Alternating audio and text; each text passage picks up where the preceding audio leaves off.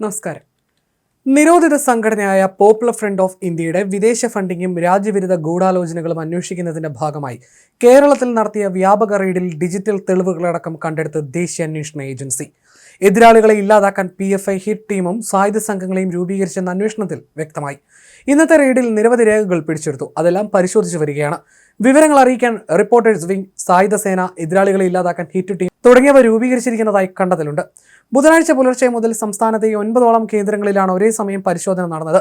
2022 register ചെയ്ത ജിഹാദി ഗൂഢാലോചന കേസുമായി ബന്ധപ്പെട്ടാണ് നടപടിയെന്ന് NIA വാർത്താക്കുറിപ്പിൽ അറിയിച്ചു.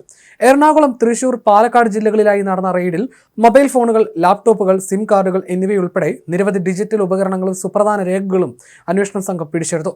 തൃശൂർ ചാവക്കാട് പാലയൂരിൽ SDPI നേതാവ് ഫാമിസ് അബൂബക്കറിന്റെ വീട്ടിലും കൊച്ചിയിലെ വിവിധ കേന്ദ്രങ്ങളിലും മണിക്കൂറുകളോളം പരിശോധന നീണ്ടുനിന്നു. PFIയുടെ അനുബന്ധ സംഘടനകളുമായി ബന്ധമുള്ള വ്യക്തികളുടെ വീടുകളും ഓഫീസുകളുമാണ് പ്രധാനമായി നിരീക്ഷണത്തിലുണ്ടായിരുന്നത്. 2047ഓടെ ഇന്ത്യയിൽ ഇസ്ലാമിക ഭരണം സ്ഥാപിക്കുക എന്ന ലക്ഷ്യത്തോടെ വർഗീയ ഭിന്നതയുണ്ടാക്കാനും യുവാക്കളെ തീവ്രവാദത്തിലേക്ക് നയിക്കാനും PFI ഗൂഢാലോചന നടത്തിയെന്നാണ് NIA പറയുന്നത്. ഇതിനായി യുവാക്കൾക്ക് ആയുധ പരിശീലനം നൽകുന്നതിനും ഹിറ്റ് ടീമുകളെ സജ്ജമാക്കുന്നതിനും സംഘടന രഹസ്യ കേന്ദ്രങ്ങൾ ഉപയോഗിച്ചിരുന്നു. ശാരീരിക പരിശീലനം, യോഗ എന്നിവയുടെ മറവിലാണ് ആയുധങ്ങൾ കൈകാര്യം ചെയ്യാൻ പരിശീലനം നൽകിയിരുന്നതെന്നും അന്വേഷണ റിപ്പോർട്ടിൽ പറയുന്നു. പിടികിട്ടാപ്പുള്ളികളായ പ്രതികൾക്ക് ഒളിവിൽ കഴിയാൻ സൗകര്യമൊരുക്കുന്ന ശൃംഖലകളെ തകർക്കുക എന്നതായിരുന്നു ബുധനാഴ്ചത്തെ റെയ്ഡിന്റെ പ്രധാന ലക്ഷ്യങ്ങളിലൊന്ന്. പാലക്കാട്ടെ RSS പ്രവർത്തകൻ ശ്രീനിവാസിന്റെ കൊലപാതക കേസിലെ പ്രതികളെക്കുറിച്ചുള്ള വിവരങ്ങളും ഈ പരിശോധനയിലൂടെ അന്വേഷണ സംഘം തേടിയിട്ടുണ്ട്. പിടിച്ചെടുത്ത ഡിജിറ്റൽ ഉപകരണങ്ങൾ ശാസ്ത്രീയ പരിശോധനയ്ക്ക് വിധേയമാക്കുന്നതോടെ സംഘടനയുടെ വിദേശ ഫണ്ടിങ്ങിനെക്കുറിച്ചും ഹവാല ഇടപാടുകളെക്കുറിച്ചും കൂടുതൽ വിവരങ്ങൾ ലഭിക്കുമെന്നാണ് പ്രതീക്ഷിക്കുന്നതെന്നും NIA വാർത്താക്കുറിപ്പിൽ പറഞ്ഞു. നിരോധിത സംഘടനയായ പോപ്പുലർ ഫ്രണ്ടിന്റെ പ്രവർത്തനം പുനരുജ്ജീവിപ്പിക്കാനുള്ള ശ്രമങ്ങളെക്കുറിച്ചും തീവ്രവാദ പ്രവർത്തനങ്ങൾക്ക് സാമ്പത്തിക സഹായം നൽകിയെന്ന ആരോപണങ്ങളെക്കുറിച്ചുമുള്ള അന്വേഷണത്തിന്റെ ഭാഗമായിട്ടാണ് വിവിധ കേന്ദ്രങ്ങളിൽ NIA പരിശോധന നടന്നത്. പോപ്പുലർ ഫ്രണ്ടിന്റെയും അതിന്റെ രാഷ്ട്രീയ വിഭാഗമായ സോഷ്യൽ ഡെമോക്രാറ്റിക് പാർട്ടി ഓഫ് ഇന്ത്യയുടെയും ഭാരവാഹികളുടെ വീടുകളും ഓഫീസുകളും അടക്കം ലക്ഷ്യമിട്ടായിരുന്നു NIA പരിശോധന. നിരോധിത സംഘടനയുടെ പ്രവർത്തനങ്ങൾ പുനരാരംഭിക്കുന്നതിനും തീവ്രവാദ പ്രവർത്തനങ്ങൾക്ക് സൗകര്യമൊരുക്കുന്നതിനുമായി സംസ്ഥാനത്ത് രഹസ്യമായി ഫണ്ട് സമാഹരിക്കുന്നുണ്ടെന്ന് അന്വേഷണ ഏജൻസിക്ക് നിർണായക തെളിവുകൾ ലഭിച്ചിട്ടുണ്ട്. ഒളിവിൽ കഴിയുന്ന 6 പ്രതികളെ കേന്ദ്രീകരിച്ചായിരുന്നു റെയ്ഡ്. ഇവർ PFI കേസുകളിലും പാലക്കാട്ടെ RSS നേതാവ് A ശ്രീനിവാസൻ വധക്കേസിലും പ്രതികളാണ്.